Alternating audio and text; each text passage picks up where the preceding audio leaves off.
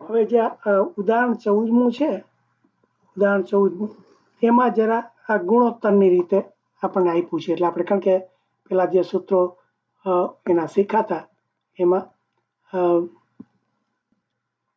આપણે ગુણોત્તરનો ઉપયોગ કર્યો હતો કે આ એનો ઉકેલ મળે છે કે નહીં.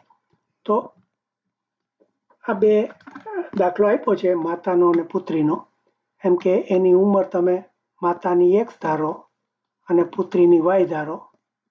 માતાની ઉંમર અને આ પુત્રીની ઉંમર, અને પછી જે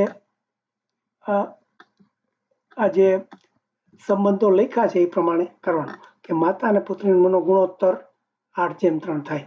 એટલે કે ગુણોત્તર એટલે આ X/Y મૂકો તો 8/3 આવે એક સંબંધ. પછી 5 વર્ષ પછી તેની ઉંમરનો ગુણોત્તર, એટલે 5 વર્ષ થાય તો આપણે અત્યારે જે ઉંમર ધારી એમાં આપણે એમ કે 5 વર્ષ ઉમેરી દેવાના, એટલે કે બેયની ઉંમર 5 વધી જાય ને, તો એ X+5 અને Y+5 કરીએ અને એનો ગુણોત્તર લઈએ તો એ ગુણોત્તર કેટલો થયો?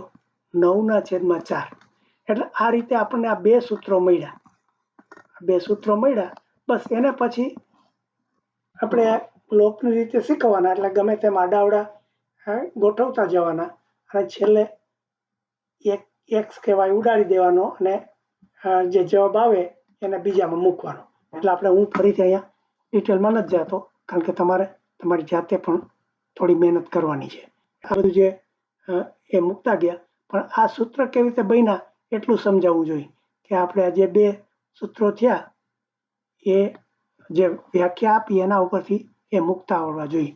પછી તમે આના આડાવડા અને આ જે સૂત્ર છે એને સાદું રૂપ આપવું હોય તો આ 4ને તમે પેલી બાજુ લઈ જાઓ તો 4 ને X+5 થયા, અને આ 9 આ Y+5 ને પેલી બાજુ લઈ જાઓ તો આ 9 આ Y+5 થયા.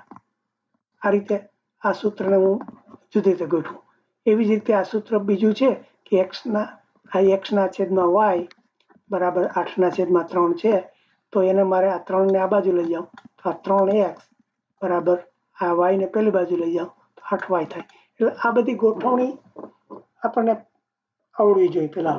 એટલે એ ગોઠવણી કરતા જે આ બે સૂત્રો મળ્યા પછી આ X ને Y ના, એને તમે પાછા ડાબી બાજુ ફેરવો ને કરો ને એ બધું જ પ્રેક્ટિસની જરૂર છે. એટલે આ એક સૂત્ર થયું, આ બીજું સૂત્ર, અને પછી બે સૂત્રમાં જે X કે Y ના જે સહગુણક હોય બેને સરખા કરવા હોય તો આખાને બધું પાછું એ પ્રમાણે કેટલા ગણું કરવું ગણવું પડે એ બધું પ્રેક્ટિસમાં છોડું છું.